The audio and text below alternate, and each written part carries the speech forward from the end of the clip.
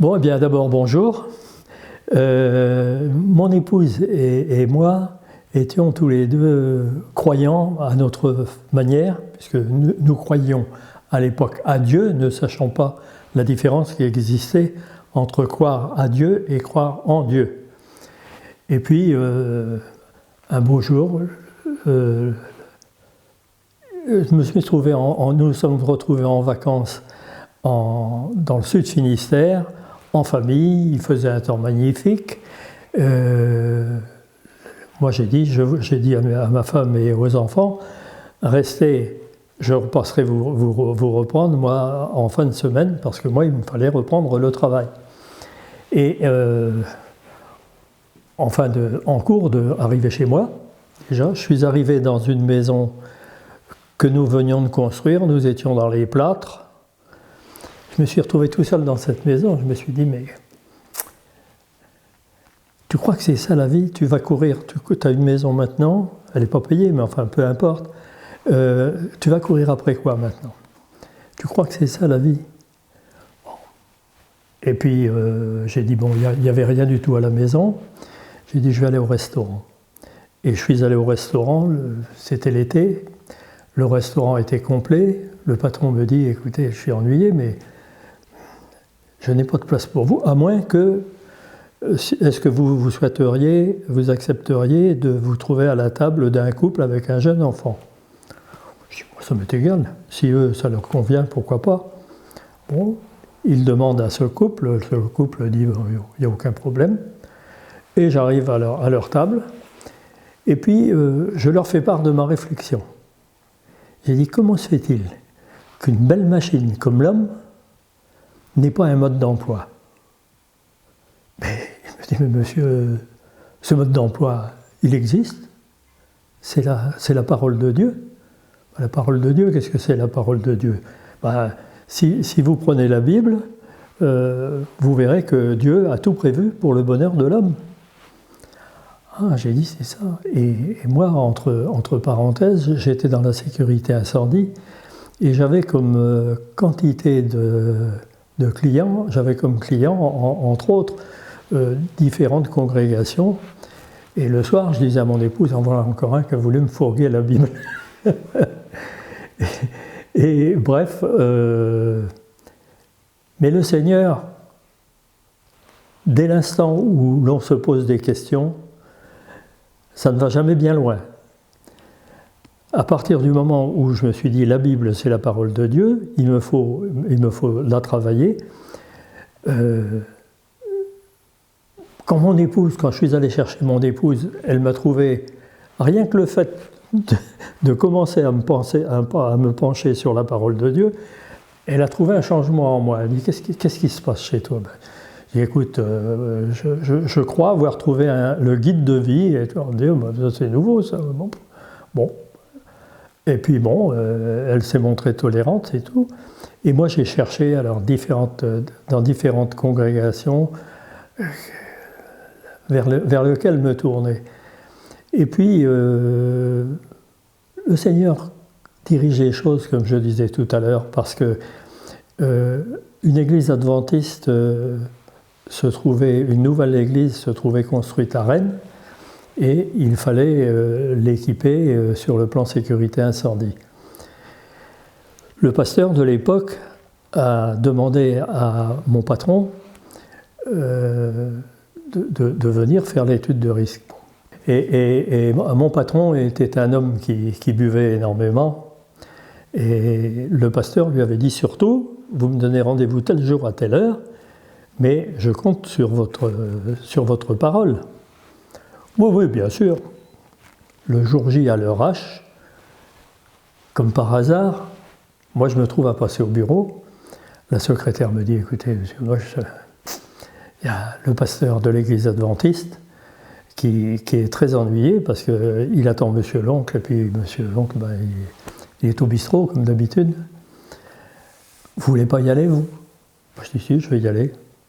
Et alors je suis allé là, nous avons fait l'étude de risque ensemble, et puis je lui ai posé des tas de questions. Je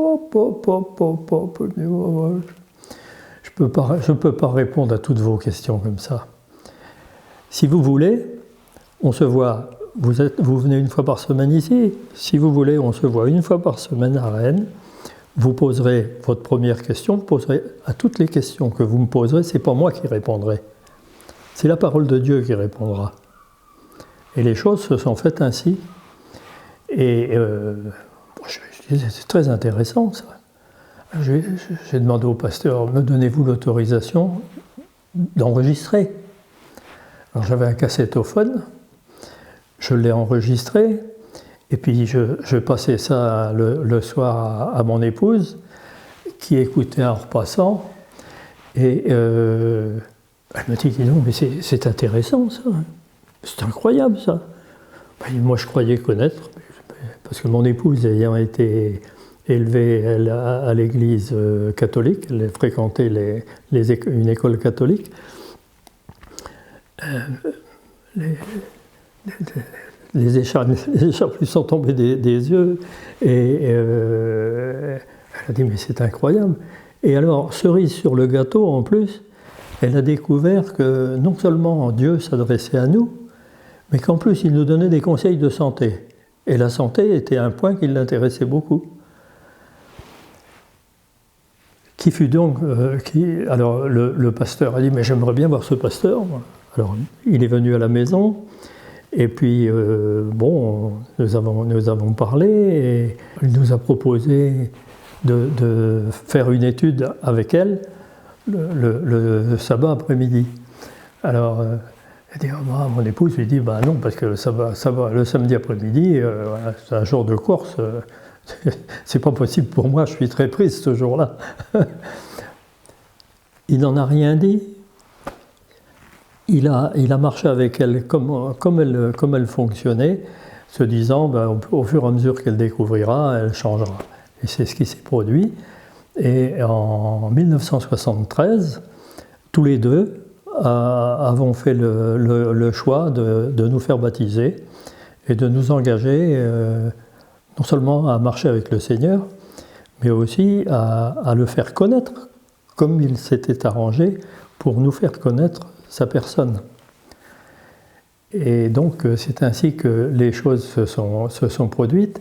Et je dois dire que peu après mon baptême, c'est au moment de mon baptême d'ailleurs, il se faisait des premiers plans de 5 jours pour aider les gens à cesser de fumer. Et ça m'a beaucoup intéressé. Et bon, j'avais appris que mon corps était le temple du Saint-Esprit.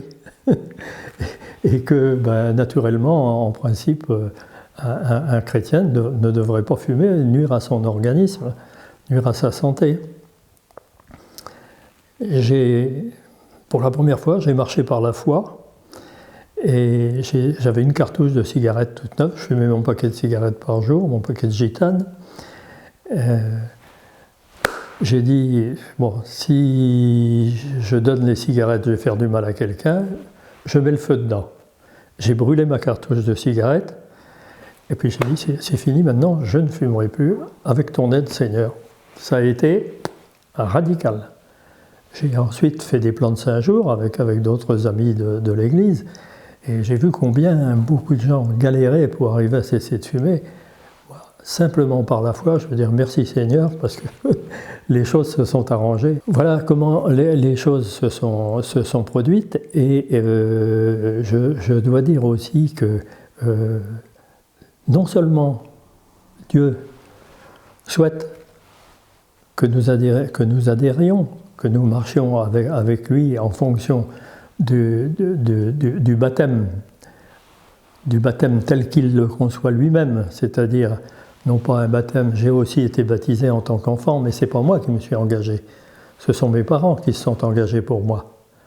Et donc ce baptême est un engagement personnel, un engagement qui non seulement m'engage moi, mais qui me responsabilise autrement vis-à-vis de Dieu aussi, permettant de le faire connaître, lui, le seul vrai Dieu, et Jésus, qui de Dieu qu'il était, s'est fait homme pour se charger du poids de nos fautes.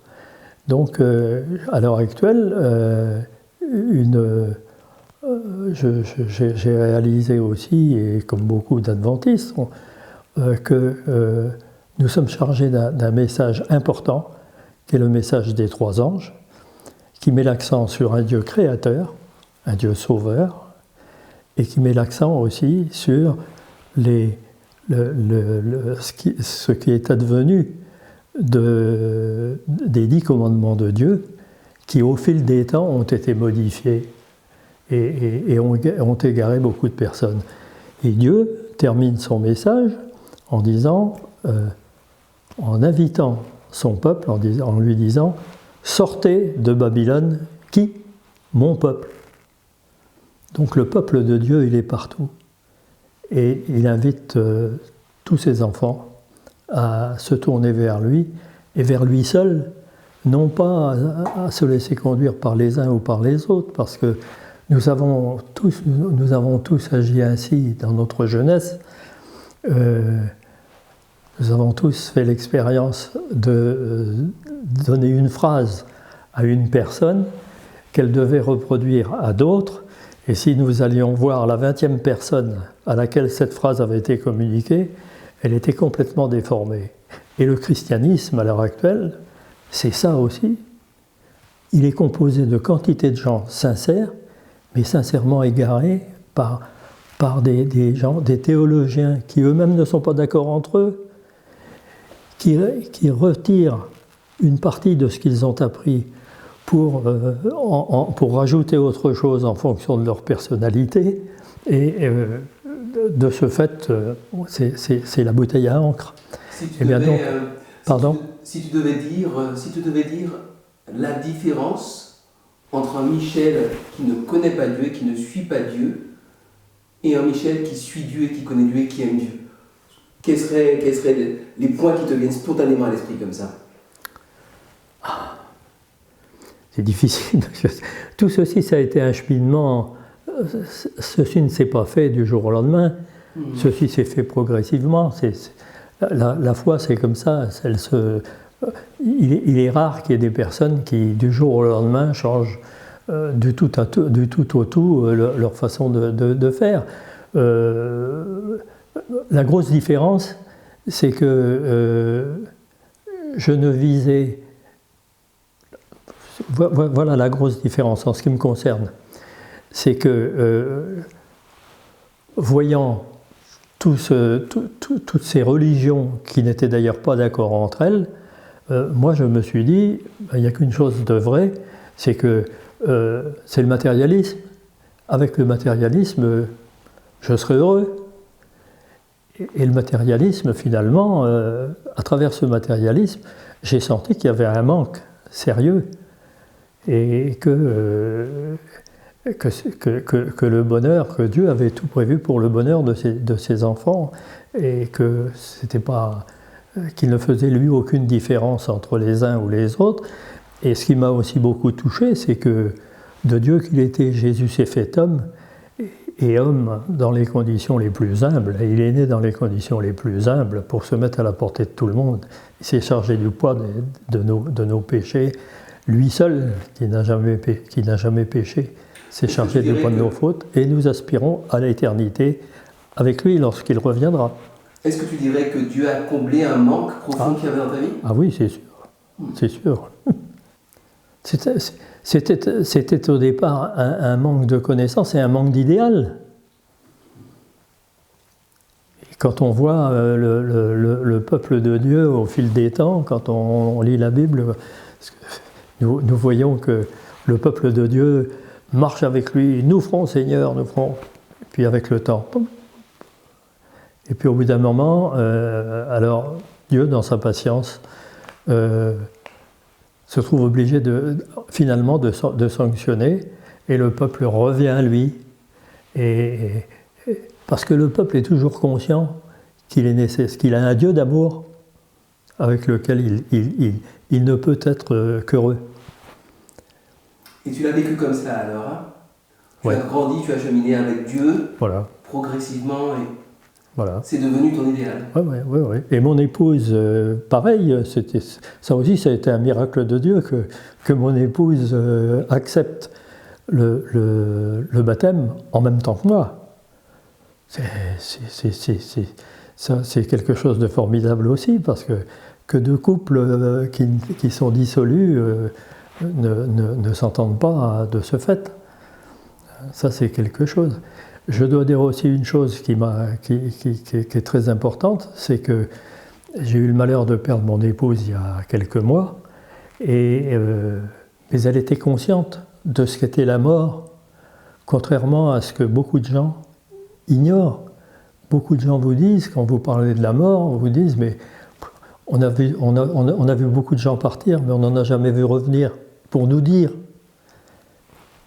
Mais là encore, Dieu dit, je ne veux pas que vous soyez dans l'ignorance à propos de ceux qui sont morts, hein, dans 1 Thessaloniciens 4. Hein, je ne veux pas que vous soyez dans l'ignorance. Donc on n'est pas dans l'ignorance. Et mon épouse est partie la paix au cœur, sachant que nous nous reverrons, non seulement nous, mais au contact de Dieu, lorsque Jésus reviendra sur les nuées des cieux. Voilà mon témoignage. Merci. Merci beaucoup.